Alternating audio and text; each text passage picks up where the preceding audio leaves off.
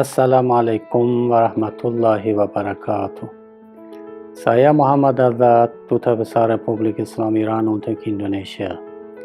Saya ingin menggunakan kesempatan yang mulia ini, yaitu HUT ke-42, kemenangan Revolusi Islam Iran dan pendirian Republik Islam Iran, untuk menyampaikan beberapa hal kepada pemerintah dan masyarakat Indonesia serta para kolega saya di komunitas diplomatik Jakarta. Iran dan Indonesia sebagai dua negara penting di belahan barat dan timur Asia memiliki hubungan yang begitu bersejarah dan berakar pada berabad-abad yang lalu. Iran kuno pada saat kepercayaan Zoroastrianisme sejak 1 abad sebelum Masehi, dan Iran yang Muslim pada abad pertama Hijriyah atau 7 Masehi hingga abad ke-20 Masehi, memiliki hubungan perdagangan dan budaya yang dalam dengan masyarakat Nusantara. Bukti atas kedekatan bersejarah ini adalah hadirnya lebih dari 400 kosakata bahasa Persia dalam bahasa Indonesia seperti pahlawan, istana, dan dewan di bidang pemerintah, mas, kiai, gusti, sarban, dan burak di bidang keagamaan, saudagar, tajir, nakhoda, bandar, syah bandar, gandum, badam, kurma, dan kismis di bidang perdagangan. Republik Islam Iran sebagai negara yang rasional di bidang politik luar negeri selalu mengedepankan interaksi baik, konstruktif, dan sejajar dengan negara-negara dunia. Berangkat dari hal tersebut, untuk menyelesaikan berbagai persoalan regional khususnya di kawasan Timur Tengah, Iran telah memberikan berbagai inisiatif dan usulan, antara lain dialog regional, Fakta Non-Agresi, Inisiatif Perdamaian Hormuz atau HOP pada Oktober 2019. Iran selalu siap untuk mengedepankan diplomasi dan berdialog guna menciptakan keamanan regional oleh negara-negara kawasan dan bukan pihak asing, supaya kita bersama dapat menyaksikan kawasan yang kuat, aman, stabil, dan maju, yang bebas dari hegemoni regional maupun internasional. Hubungan antara Iran dan Indonesia telah terjalin sejak tahun 1950, dan selama ini meskipun terjadi beragam gejolak internasional, hubungan kedua negara tumbuh dalam berbagai dimensi politik, ekonomi, dan budaya, yang mana berpuncak pada kunjungan Presiden Rouhani ke Indonesia pada tahun 2015 dan Presiden Joko Widodo ke Iran pada tahun 2016. Perayaan 70 tahun hubungan diplomatik Iran dan Indonesia telah usai pada tahun 2020 yang lalu. Tetapi kami berharap pada 70 tahun mendatang menyaksikan perluasan dan peningkatan hubungan antara kedua negara di berbagai bidang, karena abad ke-21 adalah abad Asia yang membawa banyak kemajuan dan perkembangan bagi benua ini. Seperti pantun Indonesia yang mengatakan, papan lamba terpecah belah, anak menangis mau minta bola. Jangan menyerah, jangan kalah, semangat kita selalu menyala. Sekian, wassalamualaikum warahmatullahi wabarakatuh. Your Excellency, Ambassador Muhammad Qus Haikal Azad, Ambassador of the Islamic Republic of Iran, Excellencies, distinguished guests, ladies and gentlemen, Assalamualaikum warahmatullahi wabarakatuh. A very good day to all of you. On behalf of the government and the people of the Republic of Indonesia, I wish to express my warmest congratulations to the government and the people of Iran on the 42nd anniversary of the victory of the Islamic Revolution of Iran. It is a great honor for me to be invited in this celebration and to share with my fellow Iranian brothers and sisters the happiness of this auspicious occasion. Excellencies, ladies and gentlemen, Our leaders have shown strong commitment to strengthen our bilateral relations, as we have just celebrated the 70th anniversary of our warm and good diplomatic relations last year. We have witnessed there were communication between leaders and foreign ministers of both countries and cooperation among ministers. I'm optimistic that Indonesia-Iran partnership will continue to grow fruitfully and mutually beneficial in all areas of cooperation. In the sphere of research and innovation, I am of the view that there have been existing programs and future opportunities for cooperation yet to be maintained and explored further. Iran is a renowned country for its advanced research, technology, and innovation in the region. In line with this, Indonesia has also grown up from a middle-income country becoming an upper-middle-income country. And as Indonesia has been also a member of G20, we keep continuing our national development even though in the middle of this COVID-19 pandemic era. Excellencies, ambassadors, distinguished guests, ladies and gentlemen, I recall there have been intensified interactions between our governments in the past decade in the fields of research and innovation. We have established Indonesia and Iran Joint Working Committee on Scientific and Technology, which serves as a media for expanding the bilateral cooperation. Moreover, this Joint Working Committee facilitates intergovernmental meetings in the field research, technology, and innovation. Furthermore, there is a notable development that I would like to mention. Both countries are trying to renew the agreement of research and innovation, and both countries are currently exploring collaboration opportunities in several areas, including health and medical research and innovation, nanotechnology, space technology, aircraft industries, alternative and renewable energy, referring to the former Minister of Research and Technology agreement with the Iranian Ministry of Science, Research and Technology. Couple months ago, I had a fruitful discussion with His Excellency Iranian Ambassador. In the future, the government of Indonesia would also, in synergy with the initiative of Iranian Ministry of Health, to open the collaboration with the Indonesian Ministry of Health. I've been informed that the technical arrangement between Indonesian Ministry of Health and its partner from the Iranian Ministry of Health and the Nanotechnology Innovation Council was conducted in 2019.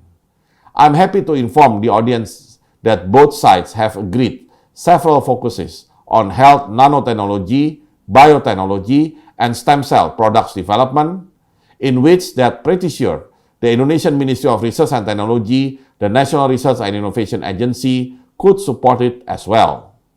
All of the above facts is to prove that our Indonesian and Iranian bilateral cooperation have been growing stronger, and it is unhindered by the COVID-19 pandemic. Inshallah, I'm optimistic that there will be other areas of cooperation we can pursue together. We can surely work together to push for a stronger engagement between our scholars, researchers, scientists, innovators, and even our private sectors. Excellencies, ladies and gentlemen, finally, to conclude, allow me to express my sincere appreciation to His Excellency Ambassador Muhammad Quds Heikal Azad for graciously hosting this special occasion and for his outstanding efforts in promoting bilateral relations between Indonesia and Iran. May Allah, the Almighty, continue to bestow peace, prosperity, and health to the people of Iran and Indonesia, especially in the midst of difficult times. I thank you for your attention. Wassalamualaikum warahmatullahi wabarakatuh.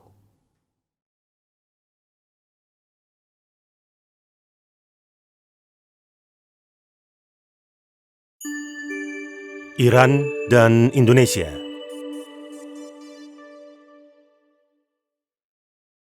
Hubungan Iran dan Indonesia sejauh ini telah melewati 3 periode bersejarah.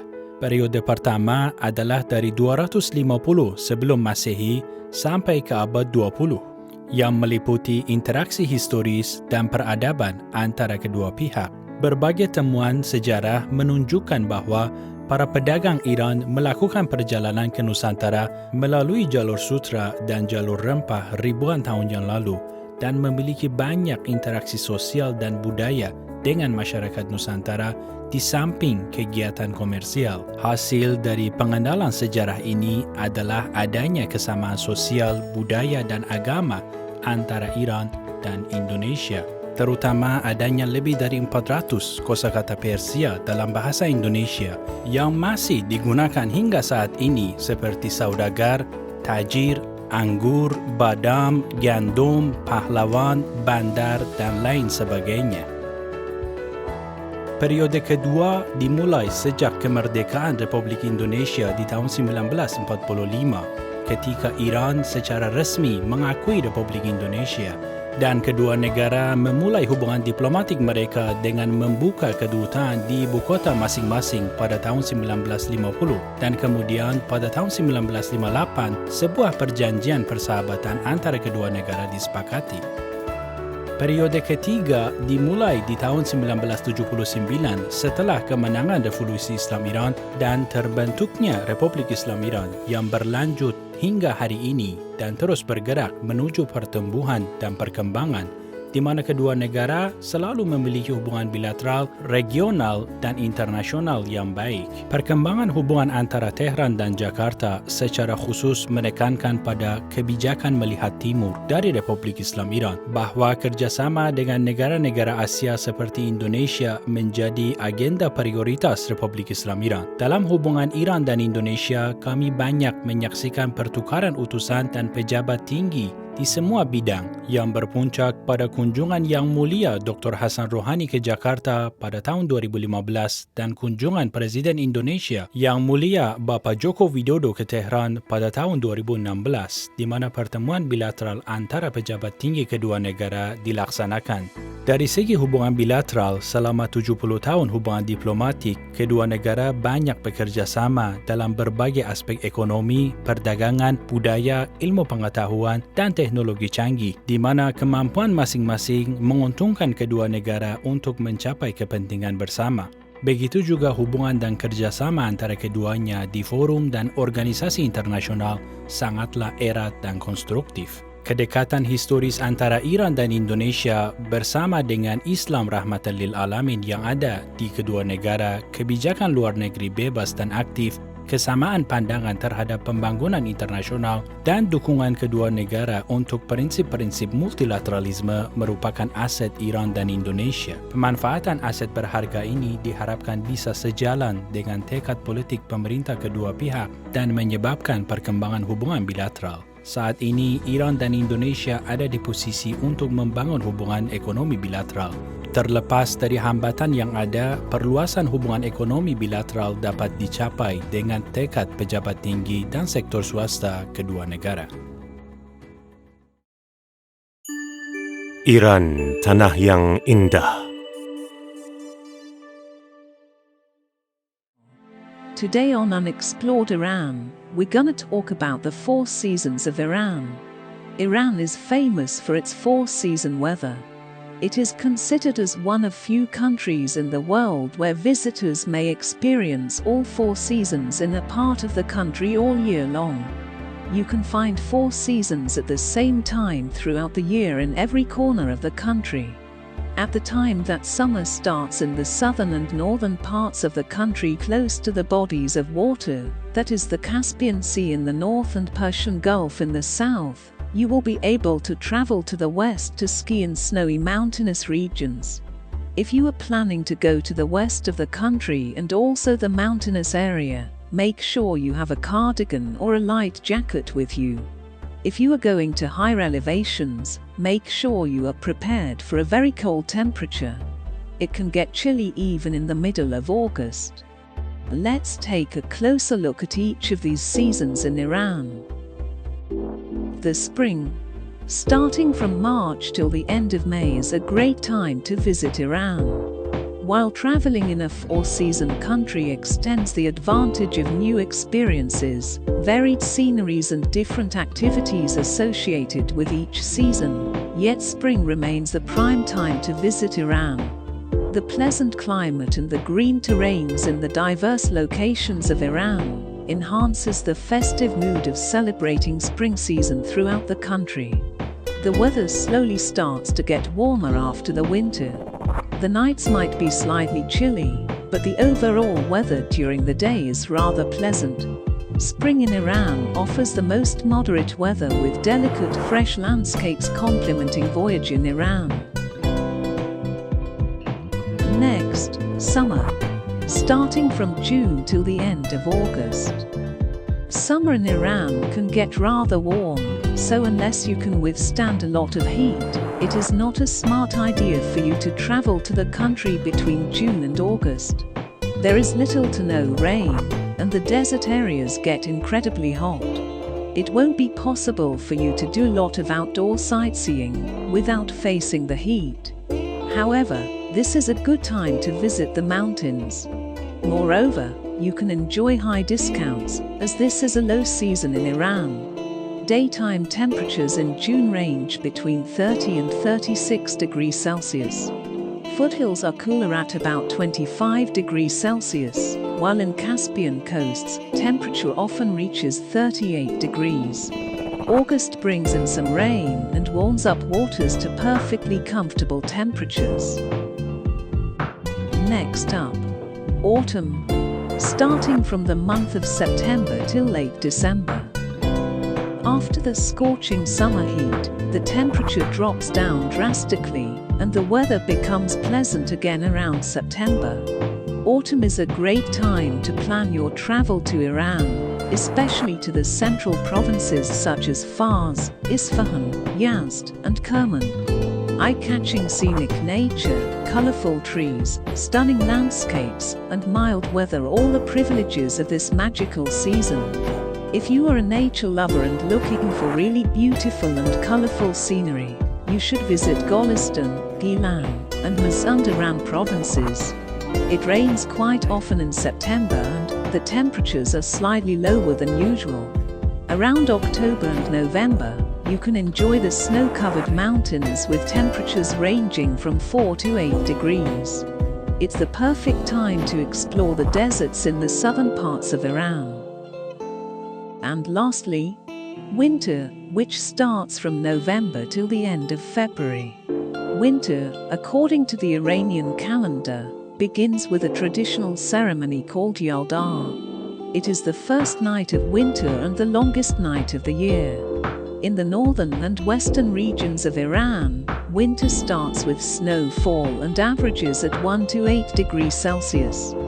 Thanks to the two major mountain ranges, the Zagros and Albers, stretched over the northern part of Iran, Iran has great sites for winter sports. Iran's winter season is a ski season, as are most of the places in the world. There might be some ski resorts open in other seasons too, though the southern coasts are usually warmer. Pembangunan manusia.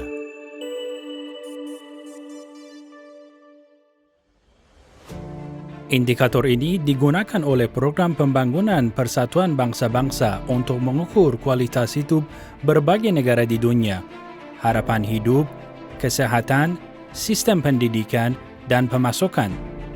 Menurut Laporan Pembangunan Manusia Persatuan Bangsa-Bangsa di periode 1797 atau tahun pertama berdirinya Republik Islam Iran sampai tahun 2016, Iran secara rata-rata menduduki peringkat pertama laju pertumbuhan indeks pembangunan manusia. Rata-rata pertumbuhan indeks pembangunan manusia di dunia ada di antara 0,69 sampai 0,73%. Iran mencatatkan pertumbuhan 2 kali lebih besar dari rata-rata global dengan pembangunan tahunan sebesar 1,6%. Tetapi ini hanya memperlihatkan laju pertumbuhan indeks. Bagaimana dengan kekurangan yang ada? Sejauh mana Iran berhasil mengatasi kekurangan indeks pembangunan manusia ini?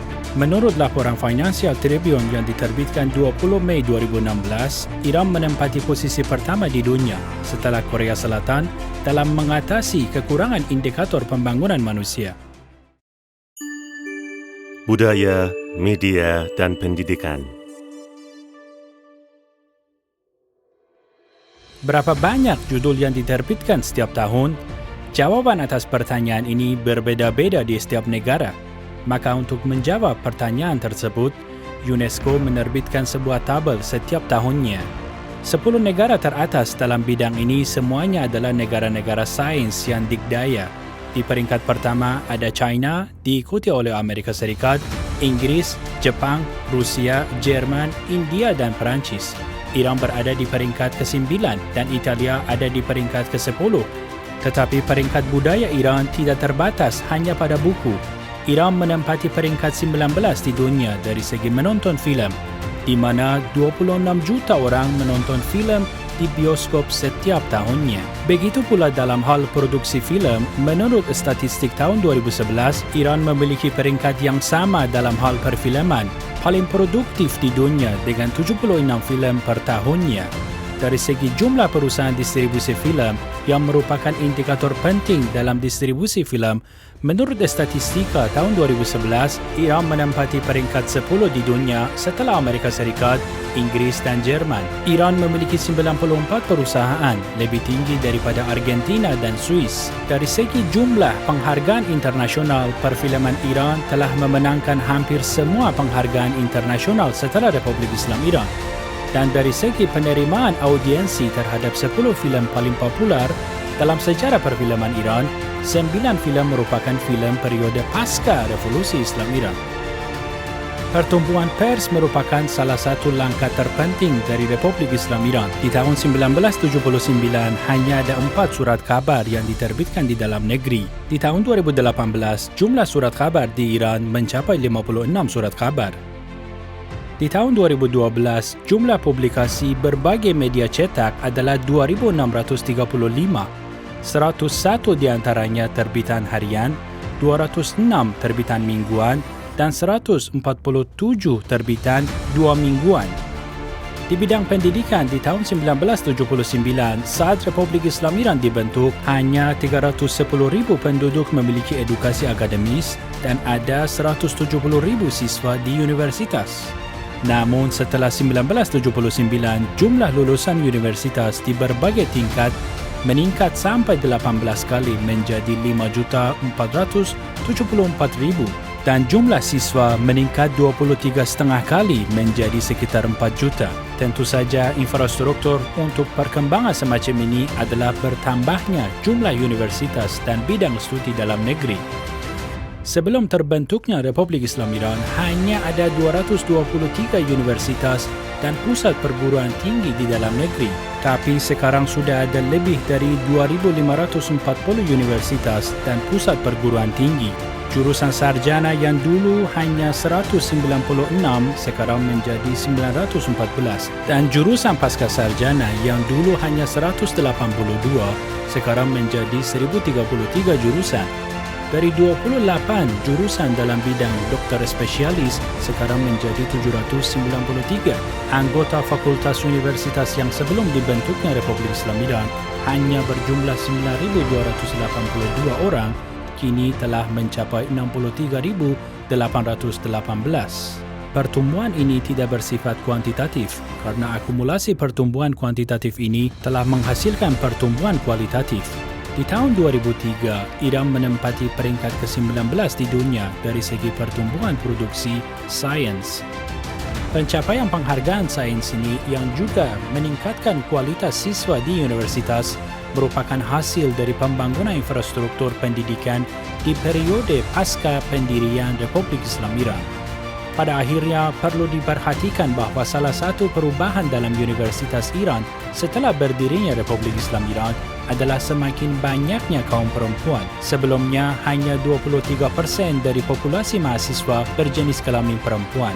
Namun, setelah Republik Islam Iran, jumlah siswa perempuan meningkat drastis dan akhirnya di tahun 2006, untuk pertama kalinya populasi mahasiswa perempuan melampaui mahasiswa laki-laki sampai 63%. Kemajuan sains.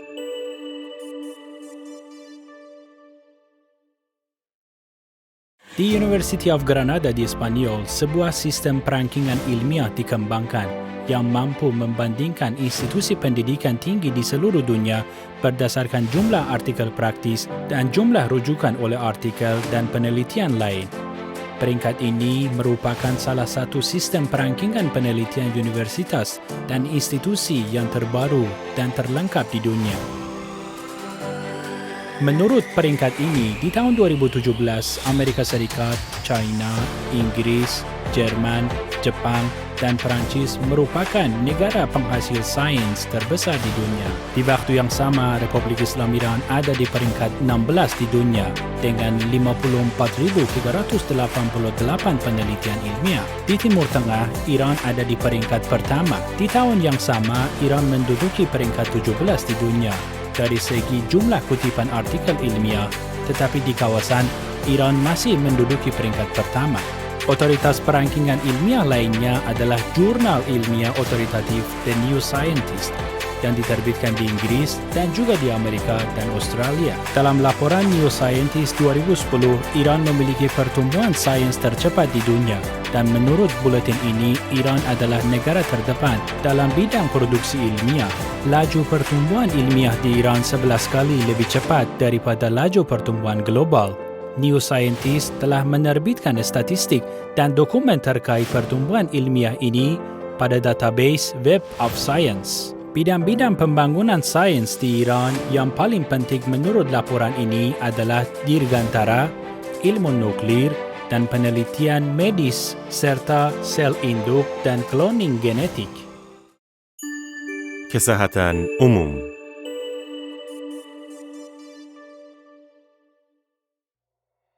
Salah satu faktor paling berkontribusi terhadap membaiknya kesehatan masyarakat adalah semakin banyaknya jumlah dokter. Di tahun 1977, ada total 14.700 dokter di Iran.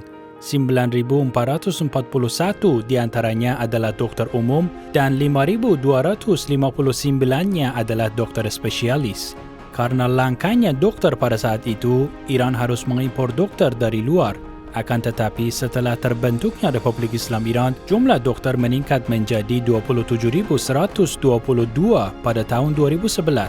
Dalam hal pendidikan dokter, sebelum Republik Islam Iran terbentuk, ada 7 sekolah kedokteran yang menjadi bagian dari universitas lain. Namun setelah 1979, ada 40 universitas independen yang berdiri untuk mendidik siswa di berbagai bidang yang berhubungan dengan pelayanan kesehatan di seluruh negeri. Tidak seperti pada era Pahlavi, Iran kini menduduki peringkat pertama di Asia Barat dalam hal jumlah dokter mata dan ahli saraf. Dalam hal jumlah ranjang atau kapasitas admisi pasien, sebelum 1979 ada 56.000 total ranjang. Namun pada tahun 2011 kapasitasnya mencapai 103.365 ranjang.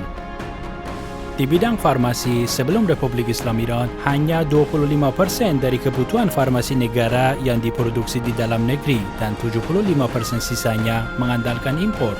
Setelah Republik Islam Iran, sektor farmasi juga tumbuh secara drastis dan pada saat ini 95% dari total kebutuhan obat negara diproduksi secara domestik dan hanya 5% yang mengandalkan impor.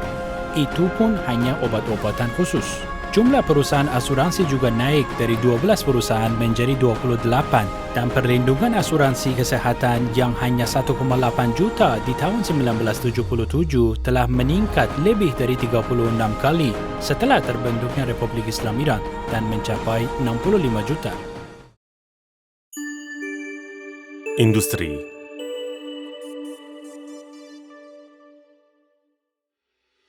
Saat ini, Iran telah membuat kemajuan di berbagai bidang industri dan pertambangan. Menurut US Geological Survey dan British Geological Survey, Iran adalah produsen virus terbesar di dunia dan produsen gypsum terbesar ketiga di dunia. Iran juga merupakan produsen batu dekoratif atau bangunan terbesar ketiga di dunia. Di bidang produksi besi, Iran menempati posisi 8 di dunia dan untuk produksi tembaga, Iran merupakan produsen terbesar ke-12 di dunia. Selain itu, Iran juga menduduki peringkat ke-14 di dunia dalam produksi logam seng. Produk strategis baja merupakan salah satu produk yang dikenal sebagai induk industri dunia. Setelah terbentuknya Republik Islam Iran, produksi baja di Iran meningkat pesat dan mencapai 18 kali dari rata-rata dunia. Saat ini, Iran merupakan produsen baja terbesar ke-13 di dunia. Industri dasar lain untuk pembangunan infrastruktur sipil di semua negara adalah industri semen. Dalam ranah ini, Iran adalah produsen semen terbesar ke-8 di dunia di tahun 2018 dengan kemajuan yang impresif dalam beberapa tahun setelah terbentuknya Republik Islam Iran menurut statistika dari World Cement Guide. Iran juga membuat kemajuan yang menakjubkan dalam produksi aluminium. Dalam dunia industri, aluminium merupakan logam yang paling digunakan di dunia setelah besi. Di tahun 2014, Iran menjadi produsen aluminium terbesar ke-19 di dunia. Iran juga termasuk dalam 26 negara besar produsen aluminium oksida di dunia. Industri berbasis pengetahuan merupakan teknologi baru yang dibangun atas dasar ilmu-ilmu baru dan pada dasarnya merupakan masa depan perkembangan teknologi di dunia. Salah satunya adalah teknologi luar angkasa. Setelah berdirinya Republik Islam Iran, dengan kerja keras ilmuwan dirgantara, Iran masuk dalam 11 besar negara yang memiliki teknologi peluncuran satelit sendiri dan juga 6 besar negara yang sukses meluncurkan makhluk hidup ke luar angkasa dan kembali ke bumi. Bidang industri berbasis pengetahuan lain di mana Iran menjadi yang terdepan adalah industri nuklir. Dalam industri yang membentuk energi masa depan dunia dan digunakan di bidang-bidang lain seperti kedokteran, agrikultur, dan industri. Iran merupakan negara ke-14 yang memiliki teknologi ini dengan kekuatan ilmuwan dan pakar domestik. Dan saat ini, Iran telah memiliki siklus lengkap nuklir. Area industri berbasis pengetahuan lain adalah bidang sel induk. Sel induk digunakan untuk menghasilkan organ dan mengklon organisme secara genetis. Spesialis Iran merupakan salah satu pionir di bidang sel induk di dunia. Pada level global, Iran menduduki posisi kedua setelah Amerika Serikat dalam pengembangan dan penelitian sel induk. Selain itu, di tahun 2018, Iran menempati posisi ke-13 di dunia dan pertama di wilayahnya dalam hal produk bioteknologi.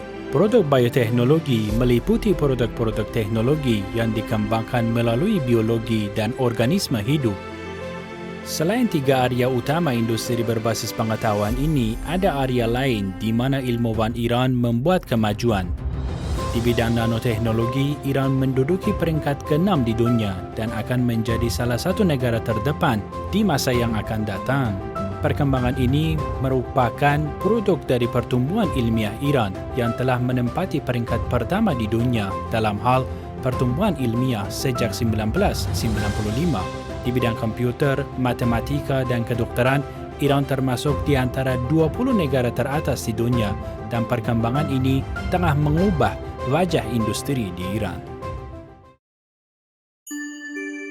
Ekonomi.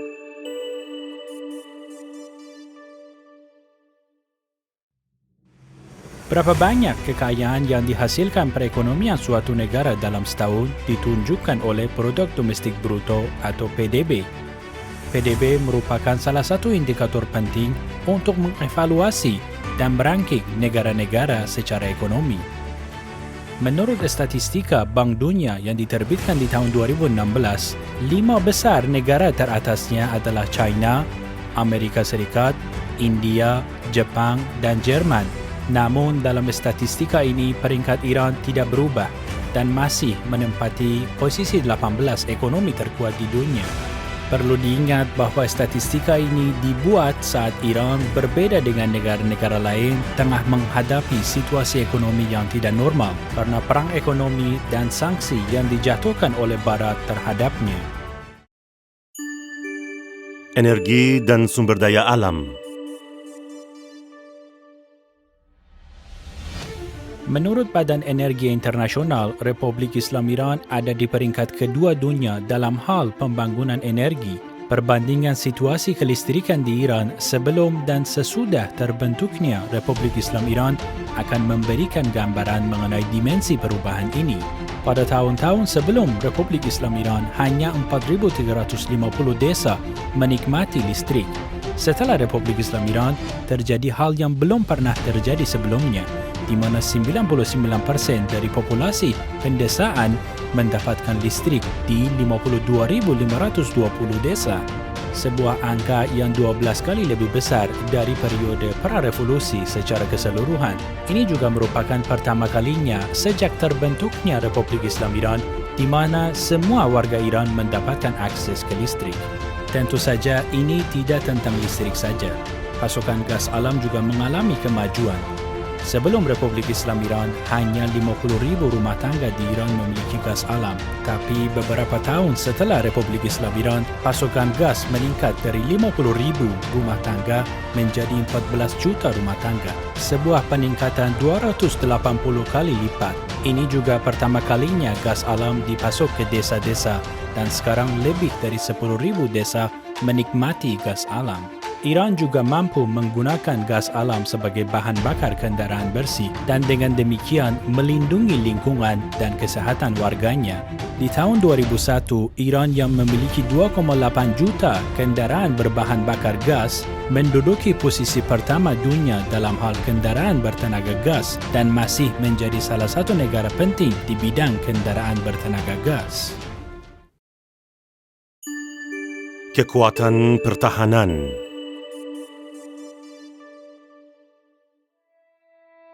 Untuk meranking kekuatan militer dunia, situs Global Firepower setiap tahunnya menerbitkan peringkat resmi yang menjadi tolak ukur untuk peringkat militer di negara-negara dunia. Indikator-indikator untuk peringkat ini adalah sumber daya manusia, alam, logistik, geografi, keuangan, angkatan laut, angkatan darat, dan angkatan udara. Semuanya merupakan 8 indikator utama kekuatan militer sebuah negara.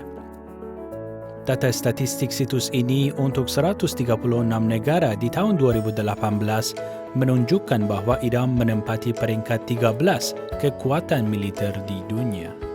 Anggaran pertahanan Iran di tahun 2019 adalah 6 miliar dolar yang menunjukkan strategi pertahanan Republik Islam Iran dengan puluhan miliar dolar yang dihabiskan oleh negara-negara lain di kawasan. Perlu disebutkan bahwa industri pertahanan Iran sepenuhnya bersumber lokal dan telah membela Republik Islam Iran selama 42 tahun dengan 1/7 anggaran militer negara-negara lain di kawasan Timur Tengah yang terkadang mencapai 70 miliar US dollar.